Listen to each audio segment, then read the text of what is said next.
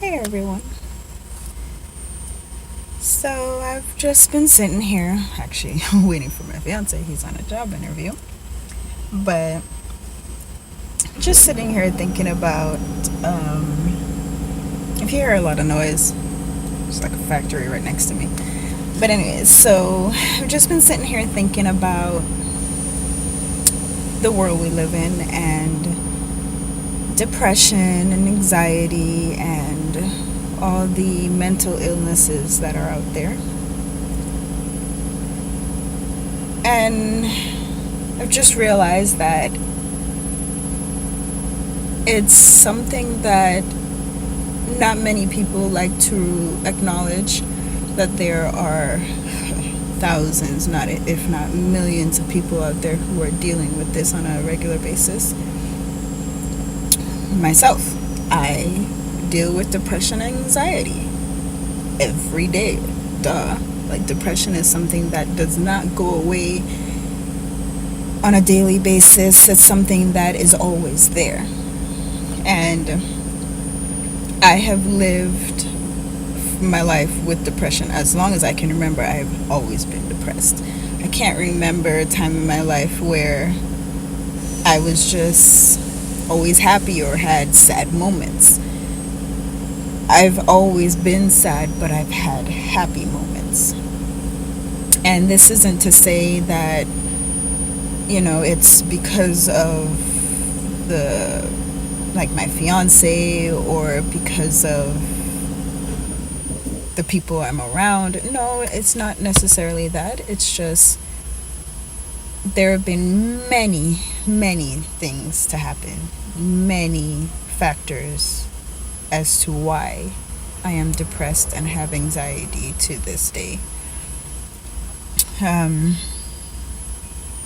Like right now, the reason why I'm actually making the video is because I am sitting here and my anxiety started to act up. And with my anxiety, I notice I start to get shaky. I start to sweat more. And there are times where I sit and I just think, okay, like, what's going on? Why am I feeling these things? But I don't have an answer to it, because there's no real reason for me to feel this way right now.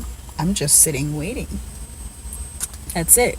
But I could be getting this anxiety right now because I'm sitting waiting on my fiance, waiting to hear back, waiting to see what's going on, if he got the job or not.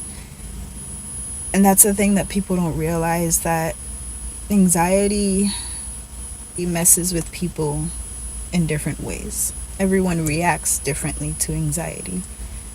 And some people, their anxiety is so intense that they might curl up in a ball and just want to be left alone completely.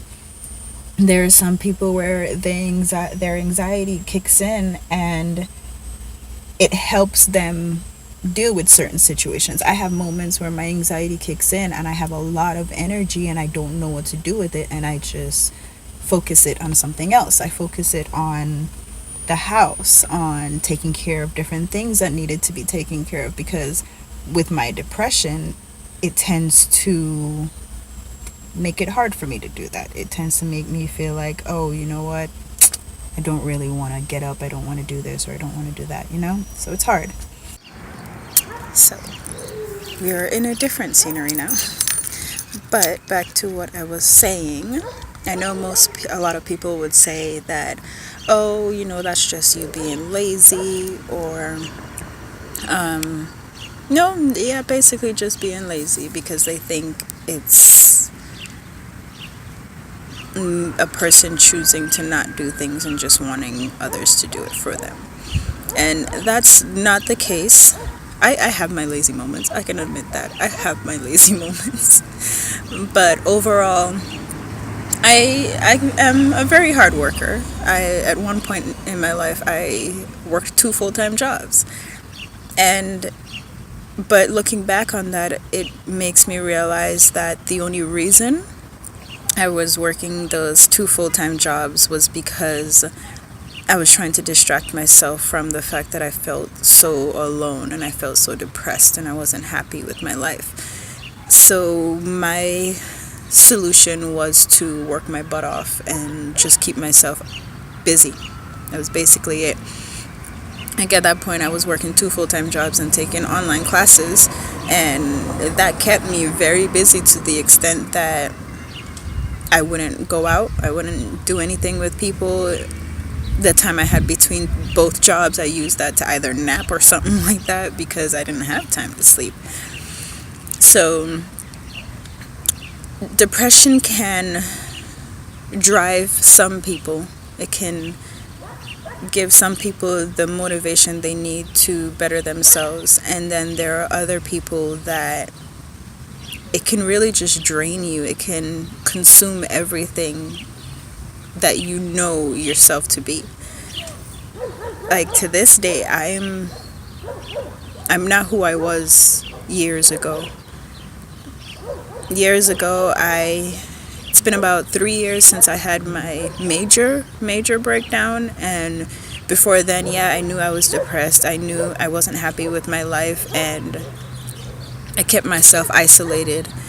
But when that mental break hit me, it was like hitting rock bottom. I wanted nothing to do with life. I didn't want to be around. I didn't want to, I kept on blaming myself and thinking I was the cause for a lot of the things that were going on, when in actuality I wasn't. Yes, I have my actions that I need to be accountable for, and I have my things that I need to make sure that I stay focused on. But when you're going through that dark depression, it's hard to do that. It's hard to pull yourself out of the situation and realize that it's kind of harsh to say, but the world doesn't revolve around you, It's like everyone has their problems, everyone has their things that they have to deal with, and their fears and their regrets. Everyone has that. But I'm not saying to just push that aside. I'm not saying that at all. But what we need to realize is that we're not the only ones suffering. There are so many people out there suffering. And instead of trying to compare ourselves, just realize that we're all human beings. We're all living beings. And we all have feelings. We all have wants. We all have needs. And instead of just sitting down and thinking, why me, let's figure out how to get ourselves out of that mentality. Figure out how to think. Instead of thinking, why me, think, you know what? I'm hurting right now, but let me try and focus that energy somewhere else. If you have to distract yourself, go ahead and distract yourself, honestly.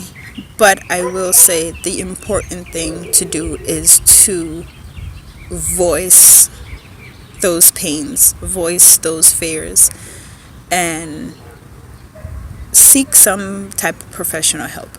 It's not for everyone. It really isn't. But having a professional to speak with is something that I've noticed has helped me a lot.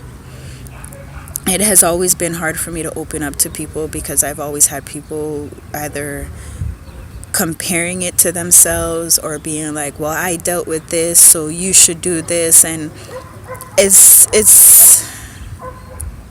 that's not the best way to go about it because everybody's situation is different.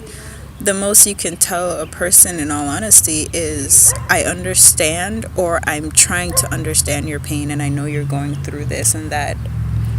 And if you need an ear or a shoulder, I'm here. Instead of trying to, most of the time, a person who's depressed doesn't want you to tell them what to do or how to feel. They just want you to listen. Yeah, it's hard because for a person who's not depressed, it is hard for them to sit there and listen to all the things that are going on, especially because a depressed person tends to repeat the same things over and over again because that's what's going on in our head. Our fears and everything just keep repeating themselves. And it makes it hard to deal with ourselves. So we understand it makes it hard for other people to deal with, and that's where you notice that we become isolated and not want to be around others because we don't want to burden people with our depression, our worries. But it does feel good to have someone there to tell you, hey, I understand, or I'm trying to understand this is what you're going through, so I'll be here for you. Even if you just want my presence, I won't speak, I'll just be here for you. The person that's done that for me has been my fiance.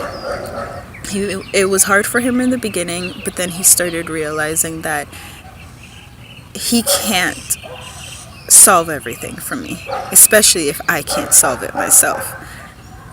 So it's something that and he's right there. It's something he had to figure out himself, but he has been the one to be there for me the most.